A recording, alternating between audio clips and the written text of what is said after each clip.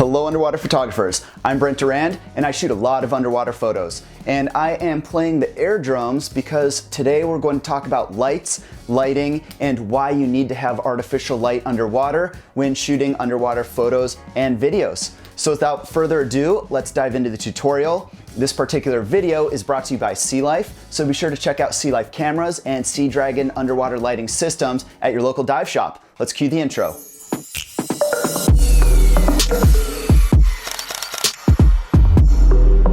So underwater lighting, it's a huge topic and something that no professional underwater photographer, videographer will ever master. It's a constant learning experience, but the basics dive into why we need to use lighting underwater. And I get a lot of questions. I see a lot of questions online, in forums, during workshops, and in a number of different places about what can I do to improve my photography? What sort of camera can I buy? Can I just throw money at the problem and like make my photos better with a better camera? It's like, well, without proper lighting, you can do anything you want and the photos aren't going to get a lot better. Adding light to your camera system is essential to really get those photos that you're seeing online that are well lit, they're bright, they have vibrant color, they have shadows, contrast, they're clear, you have nice subject eye contact, and all of those really fantastic photos. So lighting is step number one. So the reason we need artificial light for shooting photos and video underwater is because of the light fall off as we go deeper. So we all learned about this in our open water certification, which is that we lose color as we descend, starting with the channel red and progressing through different colors as we go until eventually you get to no light and everything is just going to be black down there underwater. So by using an artificial light, we start to bring out those colors that we lost, whether it's reds or oranges or yellows or greens, and really bring that color back so that the photos pop. And for ambient type photos, you tend to not use lighting. So if you're shooting a whale that's really far off or a shipwreck that's also far off, you're not going to use artificial light. But for most other photos, whether they're macro, they're mid-range, or they're wide angle, anything close focus, you're going to want to use either a video light, a constant light, or a underwater strobe, also called a flash. These two types of light sources have some very big differences. You've got the underwater flash, and then you've also got the video light, which is a constant light right here. And just a side note, whenever you're looking at these types of lights in the dive shop or at your local underwater camera retailer, always point them at the ground. Don't hold them up and point them in the eye. And same thing as on a night dive, never flash your buddy in the eye. You can do your okay sign and things like that under the light versus flashing the light at their eyes. With that note aside, let's dive in. Let's talk about the differences between these two light sources and why you need them.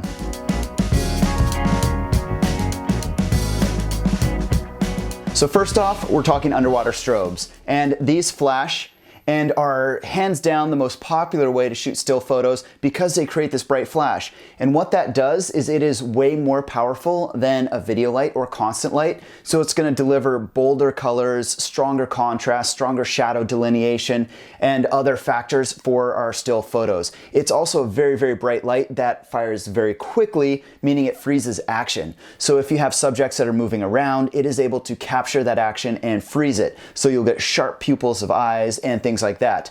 Whereas if you're shooting with a video light, you might find with a slower shutter speed, even points like backscatter that are supposed to be pinpoints with the flash are going to be blurred through the frame as more close to what you might see in video where it's less noticeable. So the big benefit here is being able to freeze motion and create better, brighter photos with your underwater flash.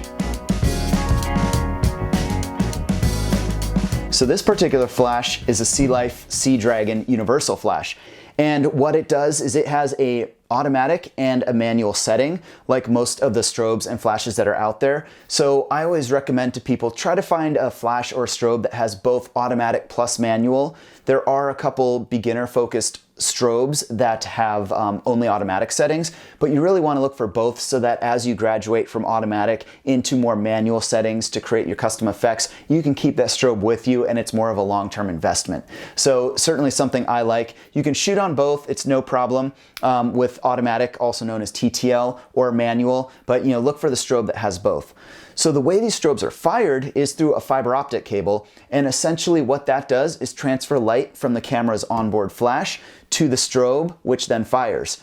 So your camera has a pop-up flash, and as you're shooting, it bursts. This fiber optic cable takes that burst of light, transfers it all the way into the strobe or the flash, and then that fires. If you're shooting on manual, it sends out a little light and that light is transferred and the strobe flashes the amount based on the dial. So you'll see on the SeaLife flash, you've got a dial from 1 to 10 plus the automatic. So based on that power setting, the strobe is going to flash according to that power. For shooting automatic or TTL, the amount of light output from the camera will be relayed over to the flash, which reads that amount of light output and will be brighter or less bright to expose the scene properly based on what the camera is telling the flash to do. The camera's metering in that case and trying to determine the best exposure, whereas in manual, you're doing that yourself. So these can be used on any different camera system. So the SeaLife Universal Flash can be used on the DC2000, but it can be used on any other compact mirrorless or DSLR camera system that can take a fiber optic cable. There are other systems that use converters to take the flash signal from a camera, turn them into fiber optic, and relay it to the strobe to fire. And those are more commonly found in mirrorless and DSLR housings. And the benefit is that you're not using the pop-up flash, which saves a little bit of camera battery, but you still have the nice ease of use of a fiber optic cable. Lastly, there is also sync cords. So the sync cords take an electronic signal straight from the camera that again negates use of the onboard flash and sends it directly to the strobe via electronics, and that electronic signal tells the strobe to flash and fire and what intensity to use. So a number of different ways to trigger the strobes, and this is going to vary depending on your particular system, but very easy to use, and once you get this set up, it's great. The fiber optic cables require very minimal maintenance, which is great when you're doing a lot of diving and trying to set up a system and take it apart very quickly. So let's take a look now at video lights.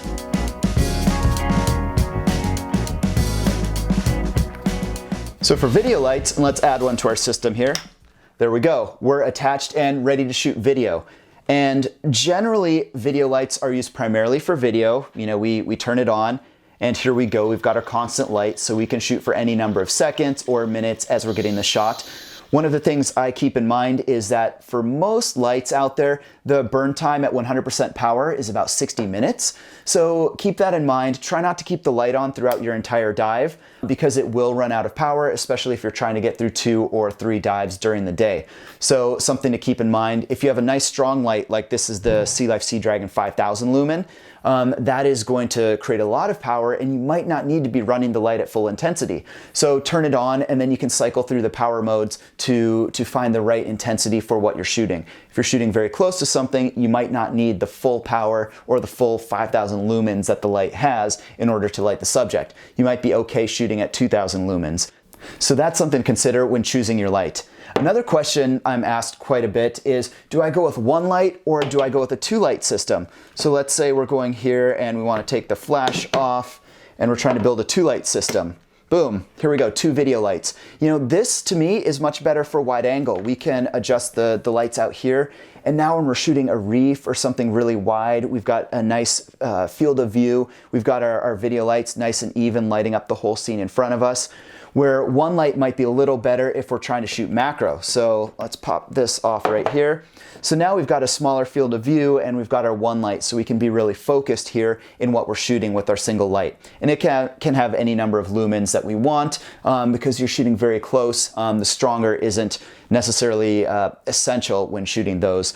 For wide angle, the stronger the light, the higher the lumens. Also relates to the cost of the light, but you're going to get better results because that light's going to be brighter and deliver better color. So it comes down to what you want to do. If you want to go for the one light, if you want to try and go for 2 lights, maybe 2 lower powered lights so you get that nice even wide angle lighting, or maybe you want just the one light that's the most powerful.